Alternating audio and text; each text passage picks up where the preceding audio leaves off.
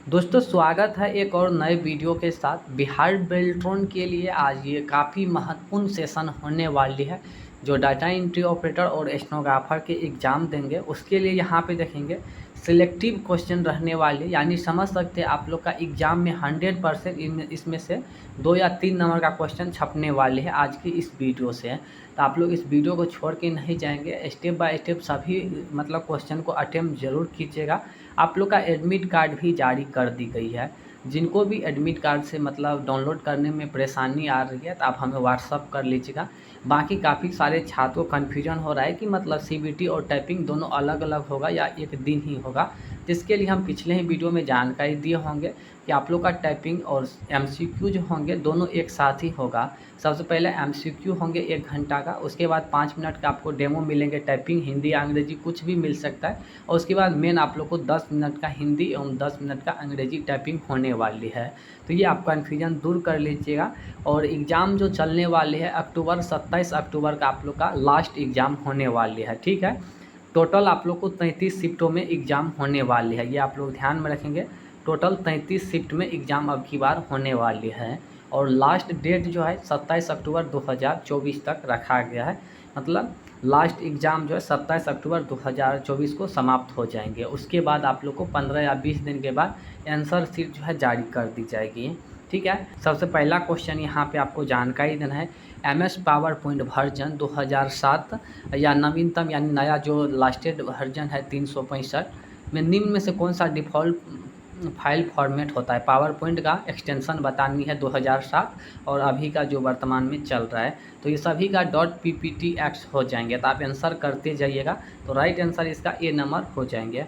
उसके बाद सेकेंड में आपको जानकारी देना है, जब आप MS पावर पॉइंट वर्जन 2013 में पहला प्रेजेंटेशन बनाते हैं तो फाइल जो है डिफ़ॉल्ट किस नाम से सेव होता है। तो इसका राइट आंसर आप लोग कीजिएगा, काफ़ी आसान प्रश्न है। तो इसका राइट आंसर जो है ए नंबर हो जाएंगे। प्रेजेंटेशन फर्स्ट के नाम से वो सेव होता है जब तक आप कोई नाम नहीं देते हैं, ठीक है। चलिए उसके बाद थर्ड में आपको जानकारी दें, निम्न में से कौन सा विंडोज एक्सपी का एलिमेंट नहीं है। यहाँ देखिए टाइटल बार है, मेन्यू बार, स्क्रॉल बार और कस्टमाइज बार। विंडोज एक्सपी में देखेंगे टाइटल बार भी होता है, मेन्यू बार, स्क्रॉल बार भी होता है, बाकी कस्टमाइज बार ये नहीं होता है, ठीक है। तो राइट आंसर इसका डी नंबर हो जाएंगे। ये मतलब 2022 के स्टेनोग्राफर में ये पूछा गया है, ठीक है। तो ये आप लोग ध्यान में रखेंगे। और आगे यहाँ पे देखेंगे काफ़ी सिलेक्टिव क्वेश्चन है, आगे देखते जाएंगे आप लोग।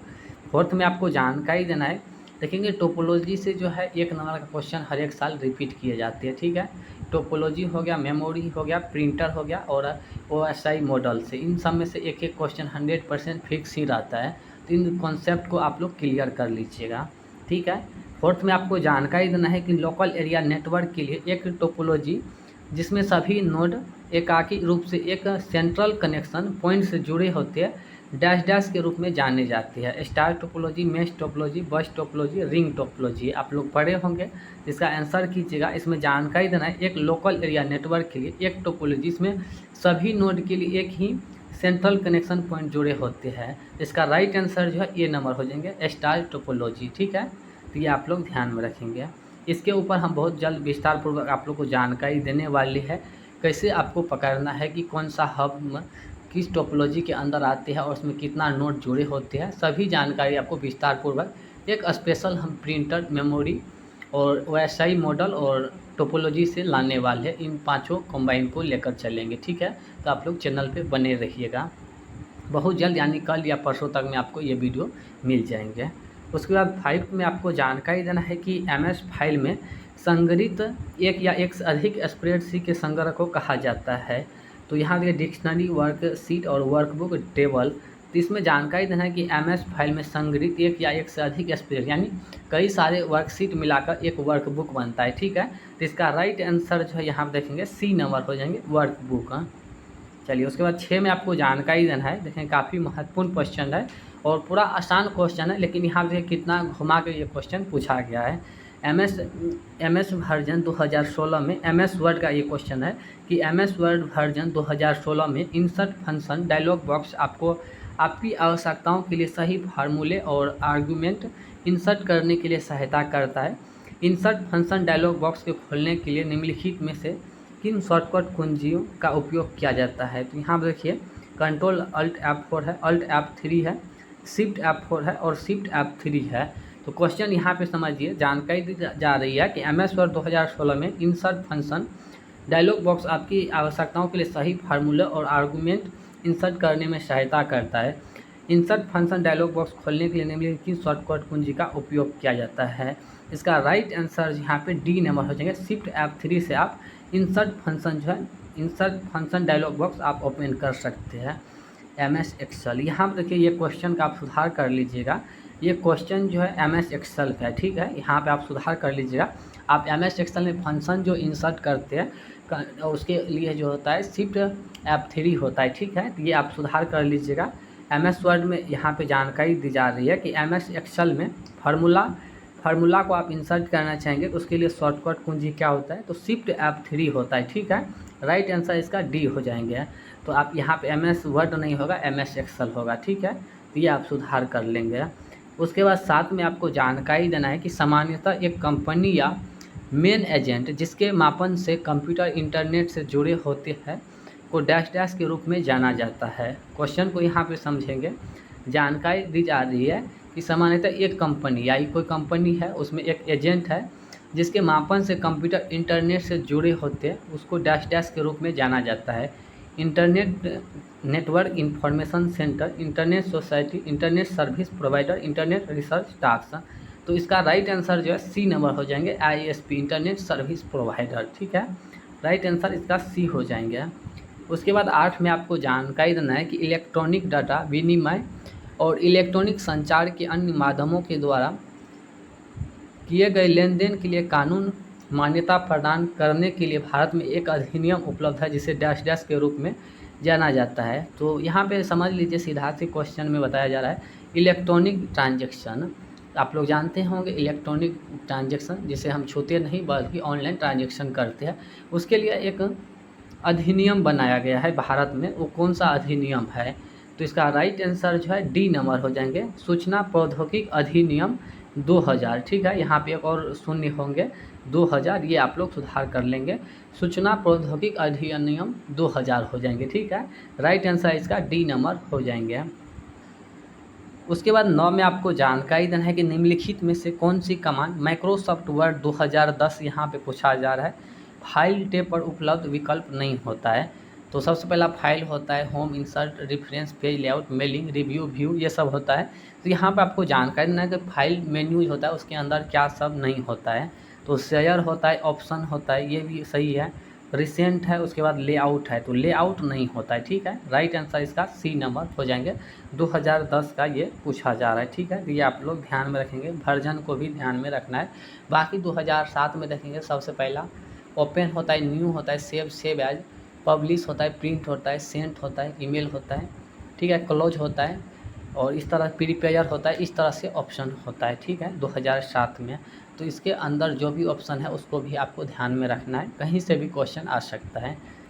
उसके बाद 10 में आपको जानकारी देना है कि निम्नलिखित प्रकार के नेटवर्क को उनके अर्धमान भौगोलिक कवरेज क्षेत्रफल non increase geographic cover area के क्रम में व्यवस्थित करें। नॉन इंक्रीज मतलब छोटा, निम्नलिखित नेटवर्क के उन अर्धमान भौगोलिक कवरेज क्षेत्रफल का non increasing geographic cover area के क्रम में व्यवस्थित करें, मतलब बहुत ही कम एरिया में फैला हो नेटवर्क, उस नेटवर्क को हम क्या कहेंगे। यहाँ पर देखिए पर्सनल एरिया नेटवर्क है, मेट्रोपोलिया एरिया नेटवर्क है, उसके वाइड एरिया नेटवर्क है, उसके बाद लोकल एरिया नेटवर्क है। इसका राइट आंसर जो है यहाँ पे सी नंबर हो जाएगा, वाइड एरिया नेटवर्क, ठीक है, वाइड एरिया नेटवर्क। ये बहुत ही कम मतलब नज़दीक के लिए हम इसे यूज करते हैं, जैसे 500 मीटर इतना दूर में हम मतलब यूज कर सकते हैं। बाकी लोकल एरिया नेटवर्क इसे रेंज जो है इसका 1 किलोमीटर से ज़्यादा होता है, ठीक है। इसका राइट आंसर जो है सी नंबर हो जाएंगे, वाइड एरिया नेटवर्क। तो ये आप लोग ध्यान में रखेंगे, पिछले साल पूछा गया है 2022 में जो स्टेनोग्राफर का एग्ज़ाम हुआ था, ठीक है। उसके बाद 11 में आपको जानकारी देना है कि MS वर्ड 2010 में फ़ॉन्ट के आकार को बदलने के लिए निम्नलिखित में से कौन सा कथन सही है। तो जैसे समझ लेंगे फ़ॉन्ट का जो आकार यानी साइज़ जो चेंज करेंगे, इसके लिए कौन सा विधि सही है। फ़ॉन्ट आकार का परिवर्तन प्रत्येक फ़ॉन्ट का प्रकटन प्रदर्शित करता है, बात सही है। जब भी आप फ़ॉन्ट को मतलब चेंज करेंगे तो उसका प्रकटन मतलब जो भी साइज है वो दिखाई वहाँ पे देता है, और वहाँ से आप जो भी है मतलब जो अपने अकॉर्डिंग फ़ॉन्ट लेना चाहेंगे वो ले सकते हैं, ठीक है। और सेकेंड में जानकारी दिया जा रहा है कि फ़ॉन्ट आकार का परिवर्तन आपका टेक्स्ट कितना बड़ा या छोटा दिखाई दे को बदलता है। ये भी बात सही है। मतलब जैसे यहाँ पे राम लिखे है और इसको सेलेक्ट करके मतलब समझ सकते हैं ये फ़ॉन्ट मेरा 16 है, ठीक है। इसको सेलेक्ट करेंगे और 16 की जगह 12 करेंगे तो ये राम जो है छोटा हो जाएगा। तो इसे भी आप देखेंगे कि मेरा फ़ॉन्ट जो है छोटा हो गया।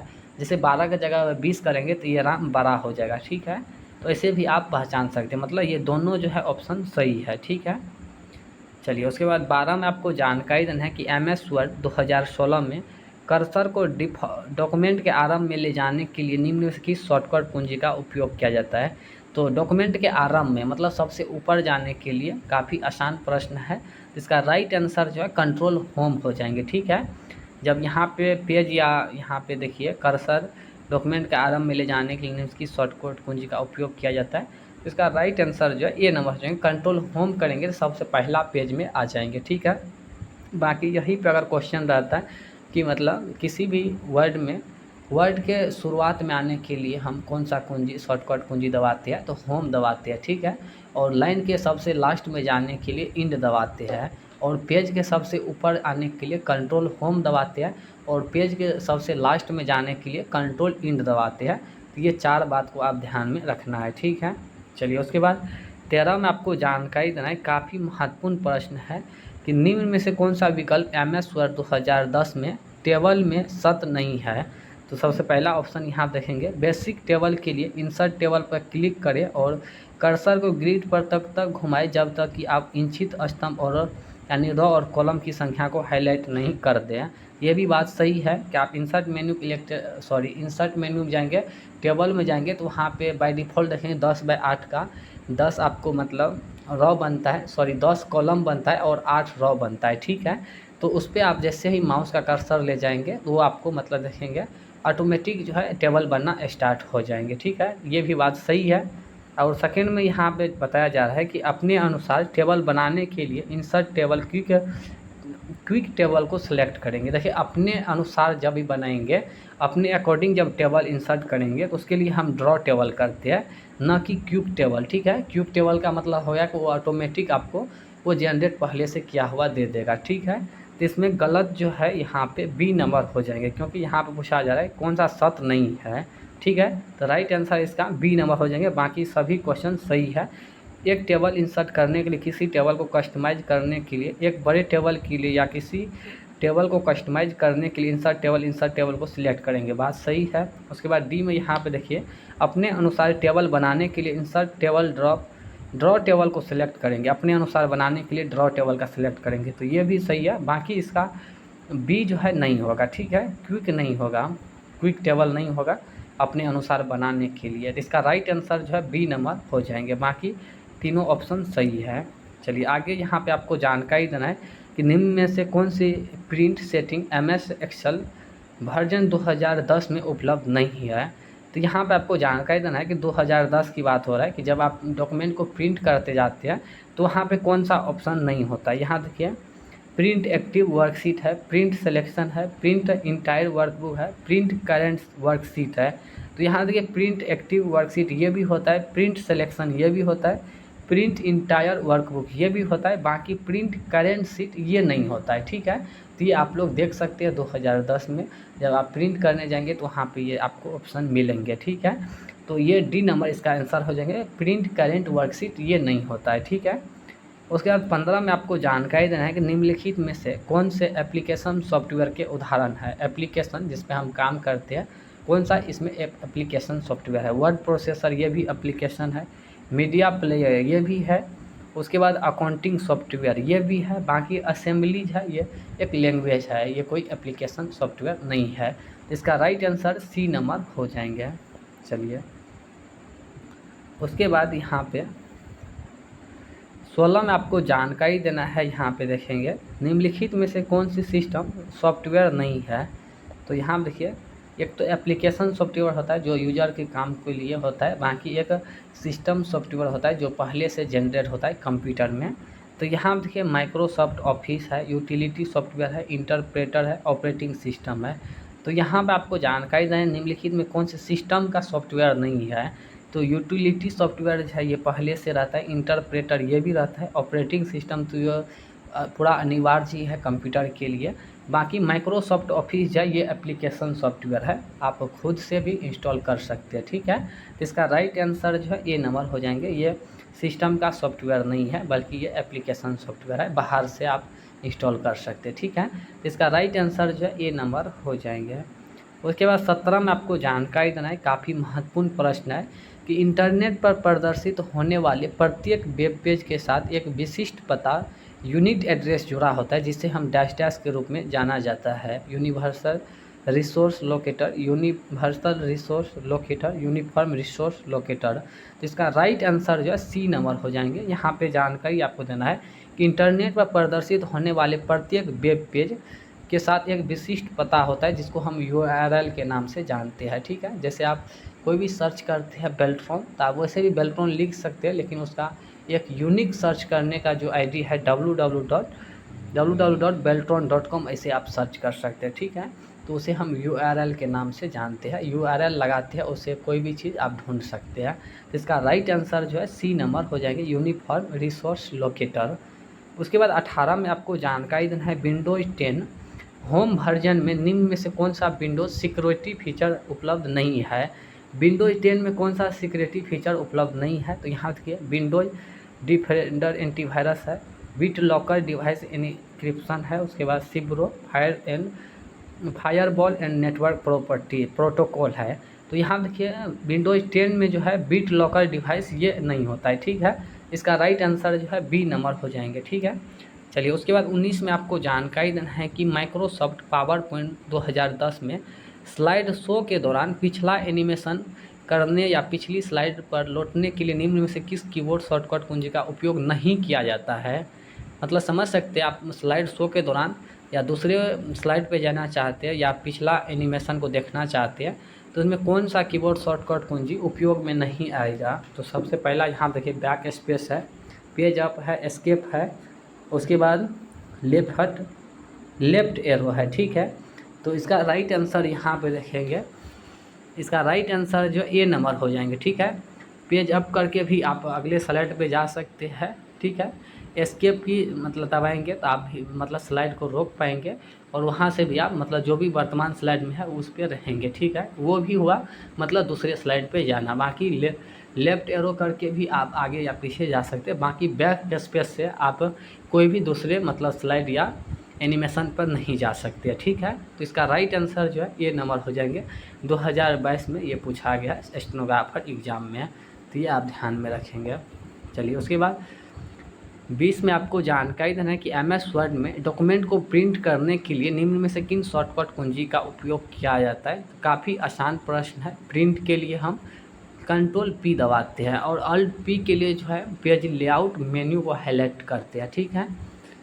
और उसके बाद शिफ्ट कंट्रोल P, तो ये कोई काम का नहीं है शॉर्टकट कुंजी, होगा भी लेकिन MS वर्ड में ऐसा कोई मतलब कंट्रोल शिफ्ट और P से आप डायरेक्ट प्रिंट कर सकते हैं, ये होता है, ठीक है। चलिए, उसके बाद 21 में आपको जानकारी देना है कि MS वर्ड 2010 में डॉक्यूमेंट में बुलेटिंग रोकने के संबंध में निम्नलिखित में से कौन सा कथन सही है। मतलब आप MS वर्ड के होम मेन्यू में देखेंगे, पैराग्राफ सेक्शन में पैराग्राफ समूह में बुलेट एंड नंबरिंग होता है, उसे आप इंसर्ट कर रहे हैं, उसे रोकने के लिए कौन सा विधि आजमाएंगे, कौन सा कथन सही नहीं है। बुलेट और नंबरिंग को इंसर्ट करने के लिए कौन सा कथन सही नहीं है। तो यहाँ देखिए, फॉर्मेटिंग टूल बार पर बुलेट बटन पर क्लिक करेंगे, बात सही है। उसके बाद एंटर की को 2 बार दबाएंगे। उसके बाद customise quick access tool bar पर अनडू बटन पर क्लिक करें और बुलेट को हटाने के लिए बैक स्पेस की दबाएं। तो इसका राइट आंसर जो है यहाँ पे सी नंबर हो जाएंगे। Customise quick access tool bar पर अनडू बटन, इसका कोई उपयोग नहीं होगा, मतलब बुलेट एंड नंबरिंग रोकने के संबंध में, ठीक है। तो राइट आंसर इसका सी नंबर हो जाएंगे। बाकी फॉर्मेटिंग टूल बार पर बुलेट बटन पर क्लिक करके भी वहाँ से भी आप बुलेट को रोक सकते या इंसर्ट नहीं कर सकते, वहाँ से भी होगा। एंटर की को दबाएंगे तो वहाँ से भी आप मतलब समझ सकते हैं, सीरियली नंबर 1 2 3 ऐसे ले रहे हैं, और आप लगातार इंटर करते हैं तो वो नंबर जो है बुलेटिंग और जो है वो मतलब हट जाता है, ठीक है। आप एक बार प्रैक्टिकल करके देख लेंगे। बाकी बुलेट को हटाने के लिए बैक स्पेस भी आप दबा के उसे हटा सकते हैं, ठीक है। बाकी आप customise quick access tool bar पे अनडू बटन को दबाकर ऐसे नहीं रोक सकते हैं आप जो भी मतलब बुलेट ले रहे हैं, ठीक है। तो इसका राइट आंसर जो है सी नंबर हो जाएंगे। चलिए उसके बाद 22 में आपको जानकारी देना है कि MS वर्ड 97 से लेकर 2003 ये वर्जन है और डॉक्यूमेंट में किसी फाइल को सेव करने के लिए निम्न में से किस फाइल एक्सटेंशन का डिफ़ॉल्ट रूप से उपयोग किया जाएगा। तो हम पिछले वीडियो में जानकारी दिए होंगे 97 से लेकर 2003 का जो भी वर्जन है वो सभी में DOC हो जाएंगे, ठीक है। और 2003 से अभी 2007 और अभी का जो भी नए वर्जन है उसमें DOCX हो जाएंगे, ठीक है। तो ये आप कन्फ्यूजन दूर कर लेंगे। उसके बाद 23 में आपको जानकारी देना है कि निम्नलिखित में से कौन एक सर्च इंजन है। यहाँ पर देखिए सर्च इंजन की बात हो रहा है, इंटरनेट है, ओपेरा है, याहू है, स्काइप है। तो इंटरनेट, ओपेरा और स्काइप ये सब मतलब ब्राउज़र है, बाकी याहू जो है एक सर्च इंजन है। तो ये आप लोग ध्यान में रखेंगे, राइट आंसर इसका सी नंबर हो जाएंगे। उसके बाद 24 में आपको जानकारी देना है कि MS एक्सेल वर्कशीट की सेल में वर्तमान दिनांक और समय दोनों आप इंसर्ट करना चाहेंगे तो कौन सा फार्मूला या फंक्शन का उपयोग करेंगे। तो राइट आंसर जो है बताएंगे आप लोग, इसका राइट आंसर जो है डी नंबर हो जाएंगे। 9 फंक्शन में करेंगे तो आप मतलब डेट एवं टाइम दोनों जो है इंसर्ट कर सकते हैं। राइट आंसर इसका डी नंबर हो जाएंगे। उसके बाद 25 में आपको जानकारी देना है कि एक विशिष्ट लैंग्वेज में लिखे गए सोर्स प्रोग्राम को मैकाइन लैंग्वेज में रूपांतरित करने के लिए किस सॉफ्टवेयर का उपयोग किया जाता है, उसे डैश डैश के रूप में माना जाता है। लैंग्वेज ट्रांसलेटर है, word processor, web browser, operating system. मतलब यहाँ पे सीधे से क्वेश्चन में कहा जा रहा है कि एक विशिष्ट लैंग्वेज है जो लिखे गए सोर्स प्रोग्राम है उसे मैकाइन लैंग्वेज में मतलब कन्वर्ट करना चाहेंगे तो उसके लिए हम लैंग्वेज ट्रांसलेटर का उपयोग करेंगे, ठीक है। राइट आंसर जो है ये नंबर हो जाएंगे। कोई भी मतलब कंपाइलर है, इंटरप्रेटर है, काफ़ी सारे लैंग्वेज ट्रांसलेटर है तो आप उससे आप सहारा ले सकते हैं, ठीक है। तो सीधा सा यहाँ पे पूछा जा रहा है कोई विशिष्ट लैंग्वेज है जो सोर्स प्रोग्राम में लिखा गया है, मैकाइन लैंग्वेज में रूपांतरित यानी कन्वर्ट करना है तो उसके लिए लैंग्वेज ट्रांसलेट करेंगे, ठीक है। तो इसका राइट आंसर जो है ए नंबर हो जाएंगे। ये सब क्वेश्चन 2022 में पूछा गया है स्टेनोग्राफर में। और मैं आप लोग को पिछले वीडियो में जानकारी दिए होंगे कि जितना भी प्रीवियस ईयर्स का क्वेश्चन है आप सही से उसे आप लोग देख सकते हैं। देख लेंगे तो 30 से 35 नंबर आपको प्रीवियस ईयर से ही आ जाएंगे, क्योंकि हर एक साल क्वेश्चन वही रहता है, बस उसका सीरियटन अलग होता है, पूछने का तरीका थोड़ा अलग रहता है। क्योंकि हमने देखा है कि 2019 में जो क्वेश्चन पूछा गया है वही क्वेश्चन सबको रिपीट किया गया है 2022 में, बस उसका पूछने का थोड़ा लेवल जो है चेंज कर दिया गया है। मतलब ऑप्शन को उल्टा पुल्टा करके पूछता है, ठीक है। तो अगर आप याद किए होंगे तो आप किसी तरह से आंसर कर ही देंगे। तो इसलिए आप प्रीवियस ईयर्स का जितना भी क्वेश्चन है उसे आप ज़्यादा फोकस करेंगे तो आपका एग्ज़ाम के लिए उतना अच्छा रहेगा, ठीक है। चलिए उसके बाद 26 में आपको जानकारी देना है कि MS वर्ड 2010 में रिबन के किस टैब में लाइन स्पेसिंग आइकन पाया जाता है। अगर आप लोग MS वर्ड पढ़े होंगे तो यहाँ पे आप जानकारी देंगे लाइन स्पेसिंग जो होता है वो पैराग्राफ समूह में होता है, ठीक है। तो ये कौन सा मेन्यू में होता है, तो होम मेन्यू में होता है, ठीक है। तो राइट आंसर इसका डी नंबर हो जाएंगे।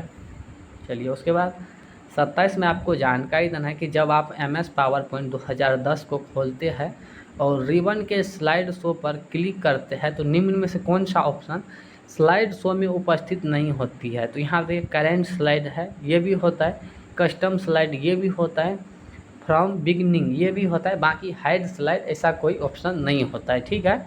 करेंट स्लाइड होता है, कस्टम स्लाइड होता है, फ्रॉम बिगनिंग होता है, बाकी हाइड स्लाइड नहीं होता है। तो राइट आंसर इसका सी नंबर हो जाएंगे। उसके बाद 28 में आपको जानकारी देना है, काफ़ी आसान प्रश्न है लेकिन इसे घुमा के देखिए कितना पूछा है, यहाँ पे समझ सकते हैं। आप लोग को पिछले वीडियो में इसके बारे में हम जानकारी दिए भी होंगे और यहाँ देखिए 2022 में ये क्वेश्चन पूछा गया है, ठीक है। यहाँ पे पूछा जा रहा है कि MS पावर पॉइंट में बिल्ट इन स्लाइड लेआउट होते हैं। बात सही है, MS पावर पॉइंट में देखेंगे होम मेन्यू में स्लाइड होता है, उसमें टोटल 9 प्रकार के लेआउट होते हैं, ठीक है। और यहाँ पे पूछा जा रहा है और आप अपनी विशिष्ट आवश्यकताओं को पूरा करने के लिए इन लेआउट को संशोधित कर सकते हैं और आप अपने कस्टम लेआउट को MS पावर पॉइंट में प्रेजेंटेशन बनाने के अन्य लोगों के साथ साझा कर सकते हैं। बात सही है। निम्नलिखित में से कौन सा built in layout MS power point में उपस्थित नहीं होता है? ये क्वेश्चन का सीधा सा कहना है कि MS पावर पॉइंट में जो लेआउट है तो इनमें से कौन नहीं होता है। लेकिन देखिए इसी को कितना घुमा के पूछा है, तो ऐसे ही क्वेश्चन में आप लोग फंसेंगे, इसलिए कन्फ्यूजन को थोड़ा पकड़ना है, उसके बाद आंसर करना है, क्योंकि 60 मिनट काफ़ी बड़ा मतलब समय है 60 क्वेश्चन के लिए। ठीक है, तो इसका यहाँ पे देखेंगे 9 प्रकार के लेआउट जो होते हैं उसे आप लोग याद किए होंगे, तो यहाँ पे आंसर कर सकते हैं। सबसे पहला यहाँ देखिए header slide, title only, section header. तो यहाँ देखिए टाइटल स्लाइड होता है, टाइटल ओनली होता है, सेक्शन हेडर होता है, बाकी हेडर टाइटल ये नहीं होता है। ठीक है, तो इसका राइट आंसर जो है ये नंबर हो जाएंगे, बाकी ये तीनों होता है। ठीक है, title slide, title only, section header ये सब होता है, टाइटल ओनली, ब्लैंक, कंपेयर और ये सब होता है, बाकी हेडर टाइटल ये नहीं होता है। ठीक है, तो ये आप ध्यान में रखेंगे। टोटल 9 प्रकार के स्लाइड लेआउट होते हैं, पिछले वीडियो में हम जानकारी दिए होंगे। उसके बाद 29 में आपको जानकारी देना है MS एक्सेल 2010 में फार्मूला बनाने के लिए निम्नलिखित में से किस टूल का उपयोग किया जाता है। कोई फार्मूला का आप इंसर्ट करेंगे तो उसके लिए सीधा सा बात है कि आप सबसे पहले फार्मूला बार में जाएंगे। ठीक है, फार्मूला बार में जाएंगे, उसके बाद वहाँ से जो भी फार्मूला लेना चाहेंगे वहाँ से आप इंसर्ट कर सकते हैं। तो राइट आंसर इसका C नंबर हो जाएंगे। चलिए उसके बाद 30 में आपको जानकारी देना है कि जब हम फाइल मेन्यू में जाते हैं और MS वर्ड 2010 में डॉक्यूमेंट को प्रिंट करते हैं तो निम्न में से कौन सा प्रिंट ऑप्शन सेटिंग में मौजूद नहीं होता है। ये शायद क्वेश्चन रिपीट हो गया है। यहाँ पे कस्टम प्रिंट है, प्रिंट करेंट पेज है, उसके बाद प्रिंट लास्ट पेज है, प्रिंट सिलेक्शन है। तो राइट आंसर इसका देखेंगे C नंबर हो जाएंगे। प्रिंट लास्ट पेज ऐसा कोई ऑप्शन नहीं होता है, बाकी करेंट प्रिंट होता है, प्रिंट करेंट पेज ये भी होता है, कस्टम प्रिंट ये भी होता है, प्रिंट सिलेक्शन ये भी होता है, बाकी यहाँ पे प्रिंट लास्ट पेज ये नहीं होता है। ठीक है, ये आप लोग देख सकते हैं। इसका राइट आंसर जो है C नंबर हो जाएंगे। चलिए उसके बाद 31 में आपको जानकारी देना है कि निम्नलिखित में से कौन सी कुंजी एक मानक कीबोर्ड में मौजूद नहीं होता है। अगर आप कीबोर्ड को अच्छे से देखे होंगे तो यहाँ पे आपको जानकारी देना है कि इसमें कौन सा बटन नहीं होता है, कौन सा कुंजी नहीं होता है। कैप्स लॉक ये भी होता है, कैप्स लॉक बात सही है। ऑल कैप्स ऐसा कोई मतलब विकल्प नहीं होता है। ठीक है, आप कीबोर्ड को अच्छे से देखेंगे, ऑल कैप्स ऐसा कोई विकल्प नहीं होता है। शिफ्ट होता है, नम लॉक ये भी होता है और कैप्स लॉक ये भी होता है, बाकी ऑल लॉक ये नहीं होता है। ठीक है, इसका राइट आंसर जो है B नंबर हो जाएंगे। उसके बाद 32 में आपको जानकारी देना है कि यहाँ पे quick access tool bar MS word 2010 में सबसे अधिक उपयोग के लिए जाने वाले कमांड के लिए वन क्लिक एक्सेस प्रदान करता है। निम्नलिखित में से कौन सा command quick access tool bar में डिफ़ॉल्ट रूप से मौजूद होता है। क्वेश्चन में सीधा सा कहना है कि क्विक एक्सेस टूल बार सबसे ऊपर में होता है टाइटल बार में, उसमें बाय डिफ़ॉल्ट कितने विकल्प होते हैं। तो यहाँ देखिए undo print save, undo redo paste, undo redo save, undo paste save. तो राइट आंसर इसका C हो जाएंगे। सेव होता है, उसमें अंडू रिडू होता है। ठीक है, बाय डिफ़ॉल्ट 3 ऑप्शन होता है, बाकी आप उसे कस्टमाइज कर सकते हैं। तो यहाँ पर ऑप्शन में देख लें कि अंडू रिडू सेव, इसका राइट आंसर जो है C नंबर हो जाएंगे।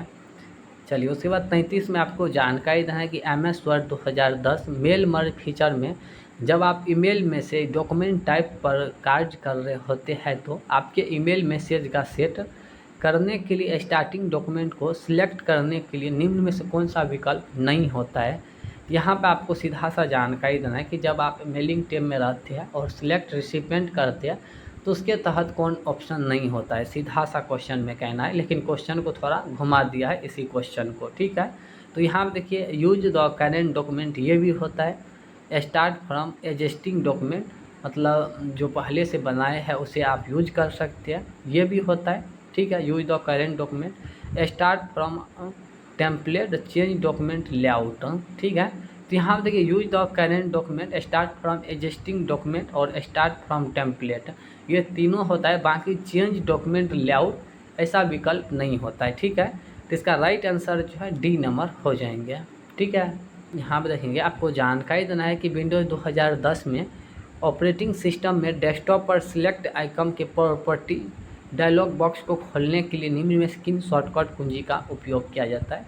जैसे मान लीजिए MS वर्ड है, MS पावर पॉइंट है, काफ़ी सारे फाइल फोल्डर है आपके डेस्कटॉप पे, आप उसका प्रॉपर्टी देखना चाहेंगे। उसके लिए सबसे पहले तो सेलेक्ट करेंगे और कौन सा शॉर्टकट कुंजी दबाएंगे जो आप उसे प्रॉपर्टी देख पाएंगे। अल्ट स्पेस कंट्रोल इंटर, उसके बाद शिफ्ट इंटर, उसके बाद कंट्रोल, उसके बाद अल्ट इंटर। तो राइट आंसर इसका डी नंबर हो जाएंगे। अल्ट इंटर करेंगे तो कोई भी फाइल फोल्डर को आप प्रॉपर्टी देख सकते हैं, ठीक है। राइट आंसर इसका डी नंबर हो जाएंगे। उसके बाद 35 में आपको जानकारी देना है कि MS वर्ड वर्जन 2010 में रिबन के किस टैब के अंतर्गत मेल मर्ज विकल्प मौजूद होता है। काफ़ी आसान प्रश्न है। मेल मर्ज होता है मेलिंग टैब में होता है, और इसे हाईलाइट करने का जो शॉर्टकट कुंजी होता है अल्ट के साथ में हम M दबाते हैं, ठीक है। उसके बाद 36 में आपको जानकारी देना है कि माइक्रोसॉफ्ट पावर पॉइंट में वर्तमान स्लाइड से स्लाइड शो चलाने के लिए निम्न में से किस शॉर्टकट कुंजी का उपयोग किया जाता है। काफ़ी आसान प्रश्न है और काफ़ी बार हमने इस क्वेश्चन को रिपीट भी किया है। तो इसका राइट आंसर जो है ये नंबर हो जाएंगे। शिफ्ट F5 से आप वर्तमान स्लाइड से जो है स्लाइड शो शुरू कर सकते हैं, ठीक है। चलिए, उसके बाद 37 में आपको जानकारी देना है, काफ़ी महत्वपूर्ण प्रश्न है। यहाँ पे देखेंगे कि विंडोज 10 ऑपरेटिंग सिस्टम में फाइल एक्सप्लोरर को विषम में से निम्नलिखित में से कौन सा कथन असत्य है। फाइल एक्सप्लोरर के विषम निम्नलिखित कौन सा कथन सही है और कौन सा कथन गलत है, ये आपको बतानी है। तो यहाँ पर देखिए, सबसे पहला ऑप्शन है कि फाइल एक्सप्लोरर को खोलने के लिए अपने कीबोर्ड विंडो लोगो ई करेंगे, तो मतलब यहाँ पे जानकारी दिया गया है विंडोज के साथ ई दबाएंगे, विंडो के साथ में ई दबाएंगे तो आप फाइल एक्सप्लोरर को खोल सकते हैं। ये भी क्वेश्चन सही है। उसके बाद बी में देखेंगे, फाइल एक्सप्लोरर खोलने के लिए स्टार्ट बटन पर क्लिक करें और फिर फाइल एक्सप्लोरर पर क्लिक करें, तो ये भी ऑप्शन सही है। उसके बाद सी में देखेंगे, फाइल एक्सप्लोरर खोलने के लिए अपने कीबोर्ड पर विंडोज लोगो कुंजी के साथ डी दबाए, तो ये नहीं होता है, ठीक है। बाकी तीनों हो जाएंगे। फोर्थ में देखेंगे, बताया जा रहा है कि फाइल एक्सप्लोरर को खोलने के लिए टास्क बार में स्थित फाइल एक्सप्लोरर आइकन पर क्लिक करेंगे। सिंगल क्लिक करके भी आप फाइल एक्सप्लोरर को खोल सकते हैं। बाकी इसका सी नंबर जो है ये नहीं होगा, विंडोज डी के साथ आप फाइल एक्सप्लोरर को नहीं खोल सकते हैं, ठीक है। तो राइट आंसर इसका सी नंबर हो जाएंगे। 38 में आपको जानकारी देना है कि MS एक्सेल 2016 में पॉइंट स्केल के आधार पर प्रत्येक स्तंभ यानी रो एवं कॉलम का डिफ़ॉल्ट आकार क्या होता है। पिछले वीडियो में जानकारी दिए होंगे। MS एक्सेल में रो की और कॉलम का जो डिफ़ॉल्ट लंबाई और चौड़ाई होता है यहाँ पे देख लेंगे। स्तंभ का डिफ़ॉल्ट आकार 15 होता है और पंक्ति का डिफ़ॉल्ट आकार 10 होता है, तो ये तो गलत है, ठीक है। उसके बाद स्तंभ यानी कॉलम का डिफ़ॉल्ट आकार जो होता है 8.43 होता है, बात सही है। और पंक्ति यानी रो का जो डिफ़ॉल्ट आकार होता है वो 15 होता है, तो इसका राइट आंसर जो है बी नंबर हो जाएंगे। डिफ़ॉल्ट MS वर्ड में देखेंगे, डिफ़ॉल्ट कॉलम की जो चौड़ाई होता है 8.43 होता है, न्यूनतम 0 होता है, अधिकतम 255 होता है। और MS एक्सेल में और रॉ की जो हाइट होता है बाय डिफ़ॉल्ट 15 होता है, न्यूनतम 0 होता है और अधिकतम 409 होता है। तो ये 5-6 बात को आपको ध्यान में रखना है, 5-6 में से कोई एक जो है आ सकता है, ठीक है। चलिए, उसके बाद 39 में आपको जानकारी देना है कि निम्न में से कौन सा डॉक्यूमेंट प्रकार माइक्रोसॉफ्ट वर्ड 2010 में मेल मर्ज फीचर में उपलब्ध नहीं होता है। मेल मर्ज अगर आप लोग पढ़े होंगे तो यहाँ पे आंसर कीजिएगा। डिक्शनरी है, इन्वेलप है, लेटर है, लेवल है।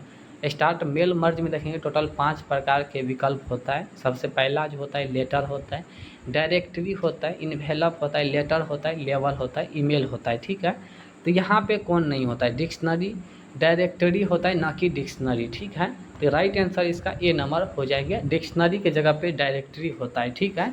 तो ये गलत हो जाएंगे, ये मतलब ये राइट आंसर ए नंबर हो जाएंगे, क्योंकि यहाँ पे पूछा जा रहा है कि माइक्रोसॉफ्ट वर्ड 2010 में मेल मर्ज फीचर में उपलब्ध नहीं होता है, तो डिक्शनरी नहीं होता है, बाकी इन्वेलप, लेटर, लेवल ये सब होता है। उसके बाद 40 में आपको जानकारी देना है, काफ़ी महत्वपूर्ण प्रश्न है कि यहाँ पे देखेंगे, अगर आप लोग इस क्वेश्चन को देखेंगे तो पहली बार मतलब ये क्वेश्चन आप लोग देख रहे होंगे। यहाँ पे आपको जानकारी देना है कि MS वर्ड 2010 में बैक स्टेज व्यू को खोलने के लिए निम्न में से किस शॉर्टकट कुंजी का उपयोग किया जाता है। देखेंगे ये क्वेश्चन जो है काफ़ी आसान है। बैक स्टेज, ये आपको पहली बार सुनने में आ रहा होगा। बैक स्टेज हम उसे बोलते हैं, जैसे आप MS वर्ड को खोलते हैं तो सबसे कोना पर जो होता है फाइल मेन्यू होता है 2016, 2007, 2007 में ऑफिस बटन होता है, बाकी 2010, 16 इन सब में अभी जितना भी लास्टेज वर्जन है वो सभी में फाइल मेन्यू होता है, ठीक है। उसी को हम बैक स्टेज व्यू बोलते हैं, सबसे पहला व्यू होता है, ठीक है। तो इसका राइट आंसर जो है अल्ट के साथ ऐप हो जाएंगे, ठीक है। अल्ट ऐप से जो है आप फाइल मेन्यू को हाईलाइट कर सकते हैं, जिसे हम बैक स्टेज व्यू बोलते हैं दूसरा नाम से, ठीक है। तो राइट आंसर इसका C नंबर हो जाएंगे, ये आप लोग ध्यान में रखेंगे। चलिए उसके बाद 41 में आपको जानकारी देना है कि MS वर्ड 2010 में निम्नलिखित में से किसका उपयोग पैराग्राफ मार्जिन को बाएं और दाएं समायोजित करने के लिए किया जाता है। काफ़ी आसान प्रश्न है, मतलब समझ सकते हैं कि आप MS वर्ड में कोई मैटर टाइप कर रहे और वो बीच में होते जा रहा है, ठीक है। आप चाहते हैं कि सबसे नीचे यहाँ लेफ्ट साइड से होना स्टार्ट हो जाए, तो इसके लिए काफ़ी सारे विधि है। आप मार्जिन में जाके भी मतलब उसे कम कर सकते हैं। बाकी यहाँ पे ऑप्शन है, ऑप्शन के अकॉर्डिंग यहाँ पे आपको आंसर करना है। सबसे पहला है रूलर है, ओरिएंटेशन है, इसको सुधार कर लेंगे, ओरिएंटेशन है, ग्रिड लाइन है, नेविगेशन पेन है। तो राइट आंसर इसका ये नंबर हो जाएंगे रूलर बार। रूलर बार से जो है आप मतलब पैराग्राफ मार्जिन को जो है सेट कर सकते हैं दाएं और बाएं साइड से, ठीक है। तो राइट आंसर इसका ए नंबर हो जाएंगे। उसके बाद 42 में आपको जानकारी देना है कि स्लाइड लेआउट पर डॉटेड लाइन कंटेनर जिसमें title, body, text, table, smart art, graphics, picture, clip art, video, sound आदि जैसे कंटेंट होते हैं डैश डैश कहलाता है। देखेंगे MS पावर पॉइंट में आप कोई भी स्लाइड को इंसर्ट करते हैं तो बीच में देखेंगे 6 विकल्प वहाँ पे आ जाते हैं। सबसे पहले टेबल आ जाते हैं, स्मार्ट आर्ट, ग्राफिक्स, ठीक है, शेप्स आ जाते हैं। तो 5-6 प्रकार के वहाँ पे ऑप्शन आ जाते हैं। तो ये किस में आता है, फॉर्मेट, पेंटर या सेक्शन, प्लेस होल्डर और थीम।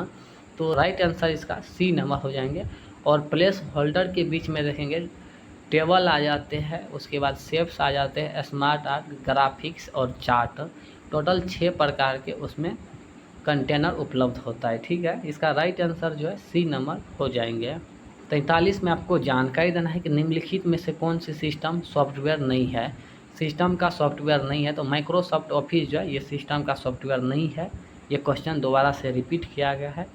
उसके बाद 44 में आपको जानकारी देना है निम्नलिखित में से कौन सा एक सर्च इंजन है। ये भी क्वेश्चन रिपीट किया गया है, आप आंसर कीजिएगा। सर्च इंजन कौन है, ओपेरा, इंटरनेट, स्काइप, याहू। तो राइट आंसर इसका B नंबर हो जाएंगे। याहू जो है ये सर्च इंजन है, ठीक है, बाकी सभी ब्राउज़र है। उसके बाद 45 में आपको जानकारी देना है कि ऑब्जेक्ट ओरिएंटेशन प्रोग्रामिंग लैंग्वेज का एक उदाहरण है। ऑब्जेक्ट ओरिएंटेशन प्रोग्रामिंग लैंग्वेज का जो उदाहरण है वो जावा है और ज़्यादातर इसे इंटरनेट पे यूज होता है। तो राइट आंसर इसका ये नंबर हो जाएंगे। चलिए उसके बाद 46 में आपको जानकारी देना है कि MS एक्सेल 2010 में फिल हैंडल डैश डैश के लिए सहायक होता है। तो फिल हैंडल जो होता है वो MS एक्सेल के होम मेन्यू के एडिटिंग ग्रुप में फिल हैंडल होता है, ठीक है। तो इसका काम क्या होता है, यहाँ देखिए छुटी हुई वैल्यू भरने के लिए, उसके बाद तदनुक्रमिक तिथियाँ भरने के लिए, उसके बाद डिलीट किए हुए डेटा को हैंडल करने के लिए, डेटा पुनः स्थापन करने के लिए, छुटी हुई वैल्यू भरने के लिए। इसका राइट आंसर जो है B नंबर हो जाएंगे, तद अनुक्रमिक तिथियां भरने के लिए, ठीक है। जैसे मान लीजिए यहाँ पे एक है और उसे चाहते ऑटो मतलब ऑटो फिल हो जाना चाहिए, 1 2 3 4 ऐसे नीचे की तरह आ जाना चाहिए, उसके लिए हम फिल हैंडल का सहारा लेते हैं, ठीक है। तो इसका राइट आंसर जो है B नंबर हो जाएंगे। आप इसे सुधार कर लेंगे, तद अनुक्रमिक तिथियां भरने के लिए, मतलब क्रमबद्ध जो है तरीके से आप लाइन बाय लाइन उसे फिल हैंडल कर सकते, ठीक है। नीचे या जिस साइड रॉ या कॉलम में जैसा करना चाहेंगे, लेफ्ट राइट, उसमें टोटल 8 प्रकार के जो है विकल्प होते हैं, ये भी आप ध्यान में रखेंगे, ठीक है। तो राइट आंसर इसका B नंबर हो जाएंगे, तद अनुक्रमिक तिथियां भरने के लिए, ठीक है। उसके बाद 47 में आपको जानकारी देना है कि MS वर्ड डॉक्यूमेंट में एक टेबल बनाने के बाद टेबल टूल स्क्रीन पर कौन से 2 नए रिबन दिखाई देते हैं। काफ़ी महत्वपूर्ण प्रश्न है। MS वर्ड में देखेंगे जब आप टेबल इंसर्ट करते हैं तो 2 रिबन यानी 2 टैब जो है मतलब 2 टैब जो है अलग से वो ओपन होता है जब आप इंसर्ट करते हैं। तो उस दोनों टैब का नाम बताना है, इंसर्ट, डिजाइन, उसके बाद डायलॉग लॉन्चर, इरेजर, उसके बाद डिजाइन, लेआउट, इन्वेलप और लेबल। तो इसका राइट आंसर जो है सी नंबर हो जाएंगे। एक देखेंगे डिजाइन और लेआउट, ये दो मेन्यूज है। जब आप टेबल इंसर्ट करते हैं तो ये दो मेन्यू जो है हाईलाइट होता है, ठीक है। तो इसका राइट आंसर जो है सी नंबर हो जाएंगे। उसके बाद 48 में आपको जानकारी देना है कि MS वर्ड डैश डैश का उपयोग करके कॉलम या टेबल का स्वचालित रूप का आकार बदलते हैं। यहाँ पे आपको जानकारी देना है कि MS वर्ड में डैश डैश का उपयोग करके कॉलम या टेबल का स्वचालित रूप से आकार बदलते हैं। जैसे मतलब समझ सकते हैं, बाय डिफ़ॉल्ट 8.43 होता है कॉलम का, और बाय डिफ़ॉल्ट रॉ का जो होता है 15 होता है। आप उससे रिसाइजिंग करना चाहेंगे तो उसके लिए कैसे करेंगे, auto fit manually MS word का उपयोग करके कॉलम या टेबल का स्वचालित रूप से आकार बदलते हैं। मतलब जैसे समझ लीजिए कोई सेल में आप राम लिखते हैं, ठीक है, और राम इज गुड बॉय, जैसे ये सेल से बाहर हो जा रहा है, आप चाहते हैं कि एक सेल में ये एडजस्ट हो जाए, अपना जगह फिट कर ले, तो उसके लिए हम ऑटो फिट करते हैं, ठीक है। राइट आंसर इसका बी नंबर हो जाएंगे क्वेश्चन और ऑप्शन के अकॉर्डिंग।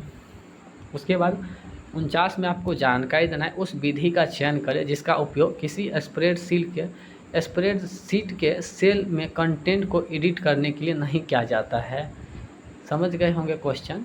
MS एक्सेल में देखें कोई सेल में कुछ भी टाइप है, आप उसे एडिट करना चाहेंगे तो कौन सा विधि से नहीं कर पाएंगे, ठीक है। देखेंगे सेल पर डबल क्लिक करके ये बात सही है, फार्मूला बार का उपयोग करके ये भी बात सही है, F2 दबा करके ये भी बात सही है, शिफ्ट अल्ट कुंजी ऐसे दबा के आप इसे एडिट नहीं कर सकते, ठीक है। तो राइट आंसर इसका डी नंबर हो जाएंगे। चलिए उसके बाद 50 में आपको जानकारी देना है कि निम्नलिखित में से कौन सा कंप्यूटर के मुख्य घटकों का एक स्थान यानी एक भाग नहीं है। यहाँ पे आपको जानकारी देना है कि निम्नलिखित में से कौन सा कंप्यूटर के मुख्य मतलब जो इम्पोर्टेंट है घटकों का एक भाग नहीं है। लॉजिक गेट, अर्थमेटिक और logic gate, memory unit, control unit और ISC यूनिट। तो यहाँ पे देखिए ALU अर्थमेटिक लॉजिक यूनिट ये भी कंप्यूटर का मुख्य भाग है, मेमोरी यूनिट ये भी है, कंट्रोल यूनिट ये भी है, बाकी ICU यूनिट ये नहीं होता है, ठीक है। तो राइट आंसर इसका डी नंबर हो जाएंगे, बाकी तीनों होंगे, ठीक है। कंप्यूटर के महत्वपूर्ण घटक है ये सब, ALU, MU और CU, बाकी ICU यूनिट ये नहीं होता है। चलिए उसके बाद 51 में आपको जानकारी देना है कि एक से अधिक सेल को एकल सेल में संयुक्त यानी मर्ज करने, क्वेश्चन से ही आंसर मिल रहा है कि MS एक्सेल में एक से अधिक सेल को एकल सेल में प्रयुक्त यानी संयुक्त करने की प्रक्रिया को डैश डैश रूप में जाना जाता है, तो उसे हम मर्जिंग बोलते हैं, ठीक है, उसे हम मर्जिंग बोलते हैं, ठीक है। इसका राइट आंसर जो है बी नंबर हो जाएंगे। उसके बाद 52 में आपको जानकारी देना है, काफ़ी महत्वपूर्ण प्रश्न है कि HTTPS प्रोटोकॉल के लिए डिफ़ॉल्ट पोर्ट नंबर क्या होता है। तो इसका राइट आंसर जो है बी नंबर हो जाएंगे, ठीक है, 80 हो जाएंगे। उसके बाद 53 में आपको जानकारी देना है कि MS, यहाँ पर देखिए जहाँ पे इसको AM जो है इसको आप काट देना है। यहाँ पे आपको जानकारी देना है कि नए ड्राइवर के इंस्टॉलेशन के बाद आमतौर पर निम्नलिखित में से कौन सा ऑपरेशन आवश्यक होता है कंप्यूटर के लिए। Shut down, restart, sleep, hibernation. तो कोई भी ड्राइवर या नया ऐप इंस्टॉल करते हैं तो आप उसके लिए रीस्टार्ट कर देंगे तो मतलब कंप्यूटर जो है अपना मतलब हार्ड डिस्क में फिट कर लेगा कि नया में कौन सा ड्राइवर या सॉफ्टवेयर इंस्टॉल हुआ है, ठीक है। तो रीस्टार्ट कर देते हैं तो अच्छा रहता है, ठीक है। तो राइट आंसर जो है बी नंबर हो जाएंगे। चलिए उसके बाद 54 में आपको जानकारी देना है कि स्लाइड लेआउट पर डॉटेड लाइन में कंटेनर डैश डैश होता है। इस क्वेश्चन को देखेंगे दोबारा से पूछा गया है और इस क्वेश्चन को जो है घुमा के पूछा है। आगे में हम जानकारी दिए होंगे प्लेस होल्डर के बारे में, जो उसमें 6 प्रकार के कंटेनर होते हैं। तो यहाँ पे जानकारी देना है कि स्लाइड लेआउट पर डॉटेड लाइन में कंटेनर डैश डैश होता है, place holder, text box, text area, template area. तो राइट आंसर इसका जो है ये नंबर हो जाएंगे प्लेस होल्डर, ठीक है। उसे हम प्लेस होल्डर के नाम से जानते हैं, डॉटेड लाइन जो होता है, ठीक है। MS पावर पॉइंट में देखेंगे कोई भी चीज़ जो आप टाइप करते हैं तो एक बॉक्स में टाइप करते हैं, ठीक है, उसे हम डॉटेड लाइन कंटेनर बोलते हैं, ठीक है। और उसमें टोटल 6 प्रकार के देखेंगे मतलब कंटेनर होता है, जिसमें हम देखेंगे ग्राफ्स होता है, टेबल होता है और शेप्स होता है, स्मार्ट आर्ट होता है और चार्ट होता है। टोटल 6 प्रकार के कंटेनर उस बीच में होता है, ठीक है। उसे हम प्लेस होल्डर के नाम से जानते हैं, जो डॉटेड लाइन होता है, ठीक है। उस प्लेस होल्डर में आप जो भी नया टाइप नाम या कोई चित्र इंसर्ट करना चाहते हैं तो कर सकते हैं, ठीक है। उसके बाद 55 में आपको जानकारी देना है कि ISP का अर्थ क्या है। ISP का फुल फॉर्म आपको बताना है। तो इसका राइट आंसर जो है इंटरनेट सर्विस प्रोवाइडर हो जाएंगे, इंटरनेट सर्विस प्रोवाइडर हो जाएंगे। तो राइट आंसर इसका डी नंबर हो जाएंगे। उसके बाद 56 में आपको जानकारी देना है कि एक्टिव वर्ड डॉक्यूमेंट को बंद करने के लिए निम्नलिखित में से कौन सा कमांड का उपयोग किया जाता है। मान लीजिए आप MS वर्ड में काम कर रहे हैं, आप उसे एक बार में चाहते हैं क्लोज करना, तो कैसे करेंगे। तो राइट आंसर जो है कंट्रोल F4 हो जाएंगे, ठीक है। तो ये आप ध्यान में रखेंगे। उसके बाद 57 में आपको जानकारी देना है कि निम्नलिखित में से कौन सा MS वर्ड बुकमार्क का सही उपयोग किया जाता है। बुकमार्क जो होता है होम मतलब इंसर्ट मेन्यू के लिंक में होता है, insert hyper link, cross reference और बुक मार्क। तो बुक मार्क का क्या काम होता है यहाँ पे जानकारी देना है। जैसे मान लीजिए आप कोई बुक पढ़ रहे हैं और कहीं से आप पढ़ के छोड़ दी है और आप चाहते दूसरा दिन आए और वहीं से हम स्टार्ट कर दें, तो उसके लिए हम बुक मार्क लगाते हैं, ताकि उससे आप दोबारा से या 1 मंथ या 2 मंथ या जितना दिन के बाद आप दोबारा से पढ़ना चाहेंगे तो वह उसी से जो है वहीं से जो है आप पढ़ सकते हैं दोबारा से। तो राइट आंसर जो है इसका C नंबर हो जाएंगे, भविष्य के उपयोग के लिए टेक्स्ट की पहचान करना, ठीक है। चलिए 58 में आपको जानकारी देना है डॉक्यूमेंट के प्रिंट होने से पहले यदि आवश्यक हो तो परिवर्तन करने के लिए निम्नलिखित में कौन सा विकल्प सहायक है। MS वर्ड में कोई डॉक्यूमेंट आप बना रहे हैं और प्रिंट करने से पहले आप चाहते हैं उसमें कुछ एडिटिंग करना, तो प्रिंट प्रीव्यू करके आप देख सकते हैं कि आपका मैटर कैसे छपेगा, कहाँ पे क्या गलती है। तो आप प्रिंट प्रीव्यू एक ही ऑप्शन बचता है, आप वहाँ से देखकर प्रिंट होने से पहले देख सकते हैं और कोई भी गलती को सुधार कर सकते हैं, ठीक है। तो राइट आंसर इसका C नंबर हो जाएंगे, प्रिंट प्रीव्यू। उसके बाद H लुकअप यहाँ देखेंगे। H लुकअप फंक्शन का उपयोग क्या होता है। Specified duplicate value, specified unmatch value, specified match value और स्पेसिफाइड शॉर्ट लिस्टेड वैल्यू। तो इसका राइट आंसर जो है D नंबर हो जाएंगे, स्पेसिफाइड मैच वैल्यू जो है वो इंसर्ट करता है, ठीक है। H लुकअप का काम है स्पेसिफिक मैच वैल्यू को खोज के लाना, ठीक है। तो राइट आंसर इसका D नंबर हो जाएंगे। उसके बाद यहाँ पे 60 में आपको जानकारी देना है कि MS वर्ड 2010 में डॉक्यूमेंट में निम्नलिखित में किस टेब में बुलेट एवं नंबरिंग शामिल होता है। यहाँ पे टेब की बात हो रहा है तो होम मेन्यू के पैराग्राफ सेक्शन में होता है। काफ़ी आसान प्रश्न है। और यहीं पर अगर टेब के जगह पर रिबन होता है तो वहाँ पे पैराग्राफ समूह होता है, ठीक है। उसके बाद 61 में आपको जानकारी देना है, इसका आंसर आप लोग कमेंट कीजिएगा कि बीट के संदर्भ में IPv4 और IPv6 की एड्रेस लेंथ के लिए उपयुक्त विकल्प का चयन कीजिए। 32,254 है, 32,32 है, 32,128 है, 32,64 है। तो IPv4 और IPv6 का जो एड्रेस लेंथ होता है वो कितना होता है आप लोग कमेंट कीजिएगा। बाकी हम थोड़ा हिंट्स दे देते हैं। तो IPv4 में जो होता है टोटल 32 होता है, ठीक है। और IPv6 में कितना होता है, इसमें से आप जो भी आंसर होगा आप लोग कमेंट कीजिएगा, A होगा या B होगा या C या D होगा, तो ये आप लोग आंसर कीजिएगा, ठीक है। मिलते हैं नेक्स्ट वीडियो में। आप लोग चैनल पे नए होंगे तो चैनल को सब्सक्राइब कर लीजिएगा।